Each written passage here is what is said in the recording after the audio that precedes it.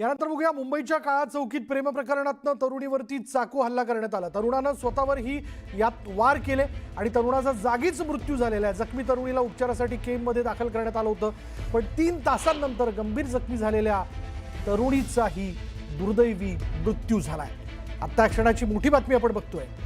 प्रेम प्रकरणातनं या तरुणाने या तरुणीवरती भर रस्त्यात चाकूने वार केले होते आणि त्यानंतर स्वतःवरती देखील त्याने वार करून घेतले।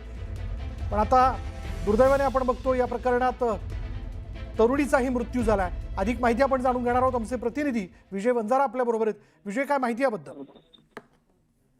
नक्की आपण पाहिलं तर मुंबईतील काळा चौकी प्रेम संबंधात प्रकरणावरील तरुणाने तरुणीवरती जीव घेण्याचा हल्ला करत स्वतःलाही संपवल्याची धक्कादायक घटना घडलेली होती। या हल्ल्यात आता तरुणी गंभीरता जखमी झालेली होती। स्थानिकाच्या मदतीने तरुणीला मुंबई येथील जे रुग्णालयात उपचारकरिता दाखल करण्यात आलं होतं। मात्र आता 3 तासानंतर तरुणीने अखेरचा श्वास घेतलेला आहे। या हल्ल्यात आता तरुणीचं देखील मृत्यू झालेल्याची माहिती समोर येत आहे आणि या आता सध्या रुग्णालयात काळा चौकीतले पोलीस त्या रुग्णालयात पोहोचत आहेत। विशाल, धन्यवाद विजय या सगळ्या तपशिलाबद्दल। दुर्दैवी घटना आपण ही बघतोय।